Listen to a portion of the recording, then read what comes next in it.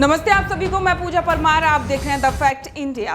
राजस्थान के सीएम अशोक गहलोत और कांग्रेस नेता सचिन पायलट के बीच में लंबे अरसे से चली आ रही रार आखिरकार खत्म हो गई है। कांग्रेस अध्यक्ष मल्लिकार्जुन खड़गे ने इस मामले पर कहा कि राजस्थान में सब ठीक हो रहा है और बहुत जल्द सारी चीजें ठीक हो जाएंगी। खड़गे के दावे के हिसाब से कहा जा सकता है कि राजस्थान में भी अब कर्नाटक की तरह कोई फॉर्मूला सेट कर दिया गया है। कांग्रेस अध्यक्ष मल्लिकार्जुन खड़गे के घर पर 29 मई को हुई 4 घंटे की मैराथन बैठक में गहलोत और सचिन पायलट के साथ ही राहुल गांधी भी मौजूद थे। इस बैठक में कांग्रेस महासचिव केसी वेणुगोपाल के साथ राजस्थान कांग्रेस के प्रभारी सुखजिंदर सिंह रंधावा भी शामिल हुए थे। आपके मन में ये सवाल तो जरूर आया होगा कि क्या गहलोत और पायलट के गिले शिकवे थे वो अब खत्म हो गए हैं। जैसा कि आप जानते हैं कि 4 घंटों तक चले मंथन के बाद ये दावा किया गया है कि अशोक गहलोत और सचिन पायलट के तमाम गिले शिकवे अब दूर हो गए हैं और दोनों उन्हें छोड़कर एक साथ कांग्रेस पार्टी के लिए राजस्थान में आगामी विधानसभा चुनाव में उतरेंगे।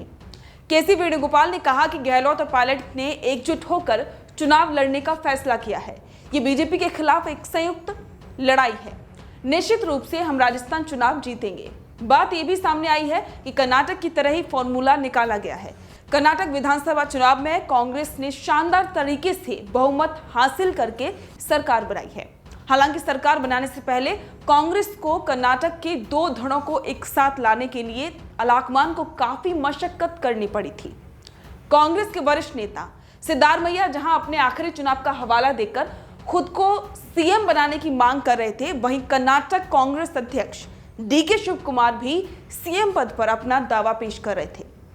सिद्धारमैया और डीके शिव कुमार के बीच चल रही सियासी खींचतान को खत्म करने के लिए कांग्रेस अलाकमान तुरंत ही एक्टिव हुआ था और कुछ ही दिनों में दोनों नेताओं को दिल्ली बुलाकर कांग्रेस अलाकमान ने एकजुट होकर चुनाव लड़ने का आदेश दिया और उसके बाद में नतीजा सबके सामने है। वहीं सीएम पद पर फैसला चुनाव के बाद के लिए टाल दिया गया था।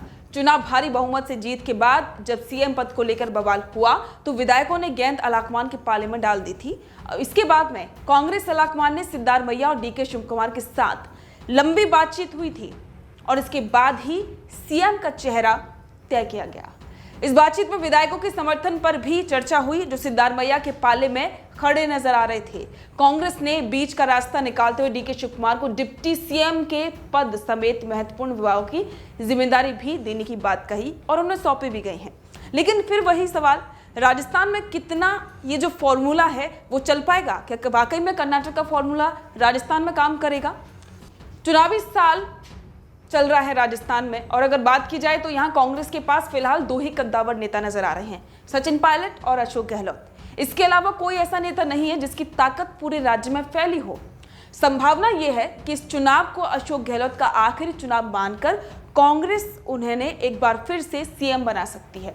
वहीं कर्नाटक की तरह ही सचिन पायलट को डिप्टी सीएम के पद के साथ कई महत्वपूर्ण विभागों की जिम्मेदारी भी दी जा सकती है। हालांकि कर्नाटक का फॉर्मूला राजस्थान में कितना चलेगा ये तो समय ही बताएगा। देखना ये दिलचस्प होगा कि मल्लिकार्जुन खड़गे की राजस्थान को लेकर कही गई बात कहां तक सटीक बैठती है। उस पूरे मामले पर आप अपने विचार कमेंट करके जरूर बताएं। बने रहें द फैक्ट इंडिया के साथ।